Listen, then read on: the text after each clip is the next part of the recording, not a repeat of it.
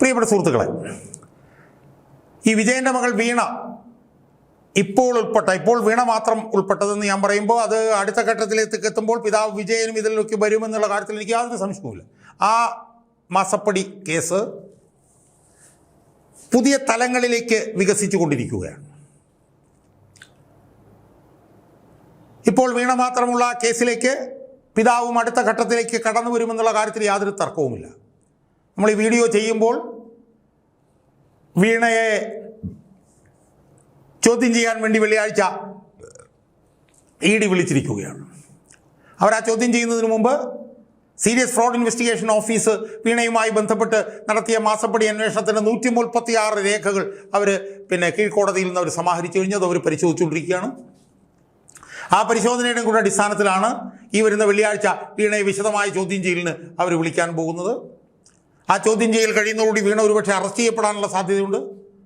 ആ ചോദ്യം ചെയ്യൽ കഴിയുന്നതോടുകൂടി വീണയുടെ പിതാവ് വിജയനും ചിത്രത്തിലേക്ക് വരാനുള്ള സാധ്യതയുണ്ട്. അപ്പം വലിയൊരു നിർണായകമായിട്ടുള്ള ഘട്ടത്തിലാണ് ഇപ്പം മാസപ്പടി കേസിൻ്റെ അന്വേഷണം നിലനിൽക്കുന്നത്. സുഹൃത്തുക്കളെ, എനിക്ക് ഈ വീഡിയോയിൽ എൻ്റെ പ്രേക്ഷകരുമായി ചർച്ച ചെയ്യാനുള്ളത് ഈ കേസുമായി ബന്ധപ്പെട്ടുകൊണ്ട് ഒരു അബുദാബി കൊമേഴ്സ്യൽ ബാങ്ക് എന്ന് പറഞ്ഞൊരു ബാങ്കിനെ കുറിച്ചുള്ള ചർച്ചകൾ ഇപ്പോൾ സജീവമായിട്ടുണ്ട്. ആ ബാങ്കിനെ കുറിച്ചിട്ടുള്ള വിവരങ്ങൾ പുറത്തു കൊണ്ടുവന്നത് BJP നേതാവായിട്ടുള്ള ഷോൺ ജോർജാണ്.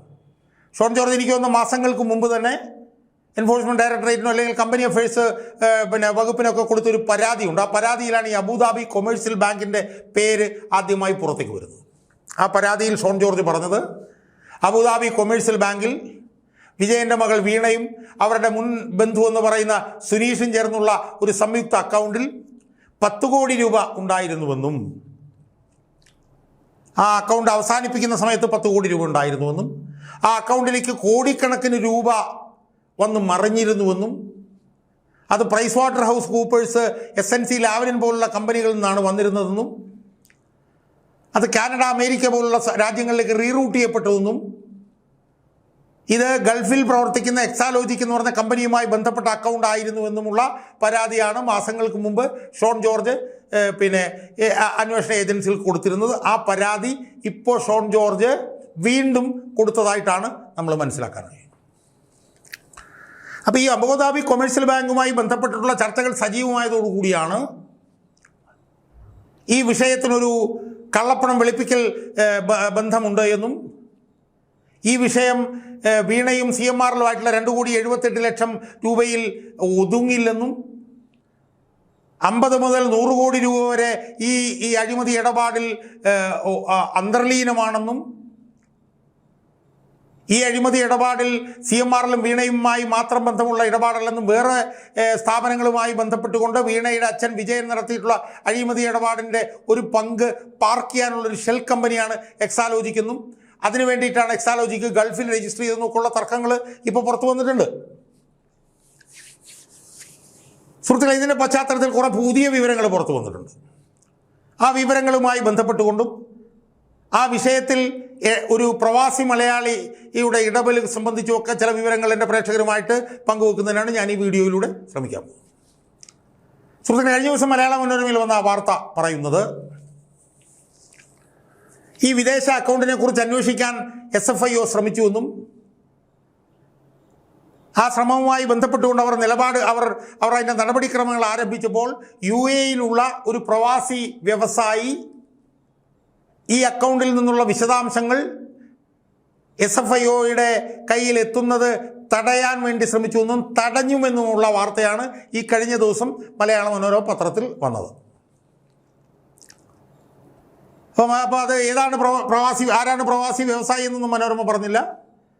പക്ഷേ CPMവുമായി ബന്ധപ്പെട്ട് ആരോപണ വിധേയനായിട്ടുള്ള ഒരു പ്രവാസി വ്യവസായിയാണ് ഈ അബുദാബി കൊമേഴ്സ്യൽ ബാങ്കിലുള്ള അക്കൗണ്ടിലെ വിവരങ്ങൾ SFIOയ്ക്ക് കൊടുക്കുന്നതിന് UAE സർക്കാരിനെ ഉപയോഗിച്ച് തടസ്സമുണ്ടാക്കിയത് എന്നാണ് മനോരമയുടെ വാദം. അങ്ങനെ ആ വിഷയം എൻഫോഴ്സ്മെൻറ്റ് ഡയറക്ടറേറ്റും SFIOവുമായിട്ടുള്ള ചർച്ചയിൽ SFIO ഉയർത്തിയെന്നും അതിനെ തുടർന്ന് അത് മറികടക്കാനുള്ള ശ്രമങ്ങൾ വിദേശകാര്യ മന്ത്രാലയവുമായി ബന്ധപ്പെട്ട് ഇപ്പോൾ നടന്നുകൊണ്ടിരിക്കുകയാണെന്നും ഒക്കെയുള്ള വാർത്തകളാണ് ഈ കഴിഞ്ഞ ദിവസം മലയാള മനോരമ പത്രത്തിൽ വന്നത്. സുഹൃത്തുക്കളെ, നമുക്കറിയാം കേരളത്തിൽ 2 പ്രവാസി മലയാളികളാണുള്ളത്. അവരുടെ പേരുകളിലേക്ക് ഞാൻ പോകുന്നില്ല, അതുപോലെ കാരണം അത് കേസിലേക്ക് പോകാൻ സാധ്യതയുണ്ട്. 2 പ്രബലരായിട്ടുള്ള പ്രവാസി മലയാളികളാണ്, പ്രവാസി വ്യവസായികളാണ് ഉള്ളത് എന്ന് നമുക്കറിയാം. ആ 2 പേരിൽ 2 പേർക്കും CPM-ഉമായിട്ട് വളരെ അടുത്ത ബന്ധമാണ് ഉള്ളത് എന്നും നമുക്കറിയാം. അതിലൊരാളുമായി CPM-ഉമായി ബന്ധപ്പെട്ടുകൊണ്ട് വർഷങ്ങൾക്ക് മുമ്പ് ആരോപണങ്ങൾ ഉയർന്നിട്ടുണ്ട് എന്നുള്ളതും നമുക്കറിയാം. ആരോപണങ്ങൾ ഏതാണെന്ന് ഞാൻ പറയുന്നില്ല, അത് ഏതാണെന്ന് പറഞ്ഞാൽ ആ പ്രവാസി വ്യവസായി ആരാണ് എന്ന് എൻ്റെ പ്രേക്ഷകർക്ക് മനസ്സിലാവും. അതിലൊരു പ്രവാസി വ്യവസായിക്കാണ് CPM-ഉമായിട്ടും CPM-ലെ ചില നേതാക്കന്മാരുമൊക്കെ ആയിട്ട് വളരെ അടുത്ത ബന്ധമുള്ളത് എന്നും നമുക്കറിയാം. പക്ഷേ ഞാൻ ആ പേരിലേക്ക് പോകുന്നില്ല. അപ്പോൾ 2 പ്രവാസി വ്യവസായികളുണ്ട്, അതിലൊരാളായിരിക്കും എന്നുള്ളത് ഉറപ്പാണ്.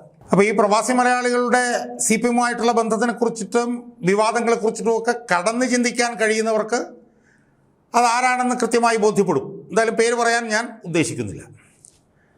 സുഹൃത്തുക്കളെ, ഇപ്പം നമുക്ക് കിട്ടുന്ന വിവരങ്ങൾ പുതിയ വിവരങ്ങൾ ഞെട്ടിക്കുന്നതാണ്.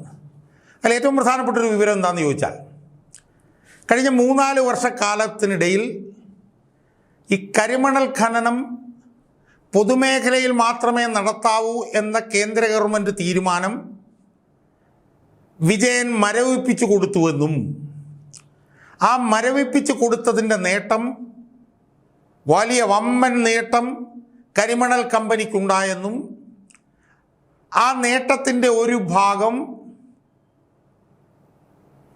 ഈ എക്സാലോജിക്കിലേക്കും അതിൽ വേറൊരു ഭാഗം ഞാൻ നേരത്തെ പറഞ്ഞ പ്രവാസി മലയാളികളിലേക്കുമൊക്കെ എത്തിയിട്ടുണ്ട് എന്നുള്ള ഒരാരോപണം ഇപ്പോൾ നമ്മൾ കേൾക്കുന്നുണ്ട്. അത് യുക്തിഭദ്രമാണ് എന്ന് ഞാൻ വിശ്വസിക്കുന്നു. നമ്മൾ കേട്ടെടുത്തോളം ഈ കരിമണൽ ഖനനം പൊതുമേഖലയിൽ മാത്രമേ പാടുള്ളൂ എന്നുള്ള ഈ തീരുമാനം വിജയൻ 3-4 വർഷം നടപ്പിലാക്കാതിരുന്നതിനെ തുടർന്ന് കരിമണൽ കർത്തയ്ക്ക് ഏതാണ്ടൊരു 1500 കോടി രൂപയുടെ നേട്ടമുണ്ടായിട്ടുണ്ടെന്നും അതിൻ്റെ ഒരു 10% ഒരു 150 കോടി രൂപയെങ്കിലും നേരിട്ടല്ലാതെ വിജയനിലേക്ക് എത്തിയെന്നും ആ 10% ഏതാണ്ട് 150 കോടി രൂപ വരും.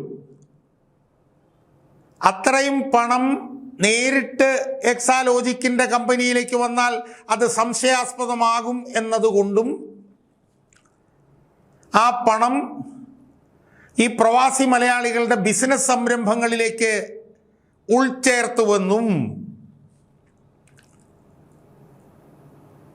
അത് അവർ നടത്തിയ ബിസിനസ്സിൻ്റെ ഒരു ലാഭവിഹിതം എന്നുള്ള നിലയിലേക്ക് പിന്നീട് ഒരു ഘട്ടത്തിൽ വിജയനിലേക്കോ അല്ലെങ്കിൽ എക്സാലോജിക്കിലേക്കോ എത്തിച്ചേർന്നിട്ടുണ്ടാവാം എന്നുമുള്ള ഒരു ആരോപണവും നമ്മളിപ്പോൾ ഉയർന്നു കേൾക്കുന്നുണ്ട്. അപ്പോൾ ഞാൻ കൂടുതൽ വിശദീകരിക്കേണ്ട ആവശ്യമില്ലല്ലോ. അപ്പം ആ ഒരു ഇടപാടിൽ ഏതെങ്കിലും ഘട്ടത്തിൽ ഈ അബുദാബി കൊമേഴ്സ്യൽ ബാങ്ക് ഇടപെട്ടിട്ടുള്ളത് കൊണ്ടാണോ ആ ബാങ്കിലെ വിവരങ്ങൾ SFIO ശേഖരിക്കുന്നതിൽ നിന്ന് UAE സർക്കാരിനെ ഉപയോഗിച്ചുകൊണ്ട് ഈ പ്രവാസി മലയാളികളിൽ ഒരാൾ ആ നീക്കം തടസ്സപ്പെടുത്താൻ ശ്രമിച്ചത് എന്ന് സംശയിച്ചാൽ ആ സംശയിക്കുന്നവരെ കുറ്റപ്പെടുത്താൻ കഴിയുമോ സുഹൃത്തുക്കളെ? എന്തായാലും അത് തടഞ്ഞു. പക്ഷെ ഇനി അത് തടയാൻ ബുദ്ധിമുട്ടാവും എന്നാണ് ഞാൻ മനസ്സിലാക്കുന്നത്. കാരണം അന്വേഷണം പുതിയ ഘട്ടത്തിലേക്ക് പോവുകയാണ്. EDയുടെ അന്വേഷണം പുതിയ ഘട്ടത്തിലേക്ക് പോവുകയാണ്. അപ്പോൾ ആ അന്വേഷണത്തിൻ്റെ ഭാഗമായി വിദേശ മന്ത്രാലയം വഴി UAEയിലേക്കും അന്വേഷണം വ്യാപിപ്പിക്കാനിടയുള്ളത് കൊണ്ട് ആ അന്വേഷണം അബുദാബി കൊമേഴ്സ്യൽ ബാങ്കിലേക്ക് ആ അന്വേഷണം എത്തിച്ചേരാൻ സാധ്യതയുള്ളത് കൊണ്ട് ഈ വിജയൻ്റെ പങ്ക് കൂടുതൽ അന്വേഷണ വിധേയമാകാനിടയുള്ളത് കൊണ്ട് CMRലേക്കും കൂടുതൽ അന്വേഷണം കടന്നു ചെല്ലാനിടയുള്ളത് കൊണ്ട് ഈ വിജയന് കിക്ക് ബാക്കായി ലഭിച്ചിട്ടുള്ള ഈ പണം ഏതൊക്കെ പ്രവാസി മലയാളികളിലേക്കാണ് എത്തിച്ചേർന്നിട്ടുള്ളത്, അവരുടെ ഏതൊക്കെ വിദേശ സംരംഭങ്ങളിലേക്കാണ് എത്തിച്ചേർന്നിട്ടുള്ളത്, അതിൽ നിന്ന് എത്ര പണമാണ് പിണറായി വിജയന് വേറൊരു ഭാവത്തിൽ തിരിച്ചു കിട്ടിയത് എന്നൊക്കെ ഉള്ളത് ഇനി അന്വേഷണ വിധേയമാകാനുള്ള സാധ്യതയുണ്ട്. അതുകൊണ്ട് തന്നെ CPM-മായി ബന്ധമുള്ള ഗൾഫിലെ 2 പ്രവാസി മലയാളികളുടെ പ്രവർത്തനം ഇനി അന്വേഷണ മുനയിലേക്ക് വരാൻ പോവുകയാണ് എന്നാണ് എനിക്ക് സൂചിപ്പിക്കാനുള്ളത്.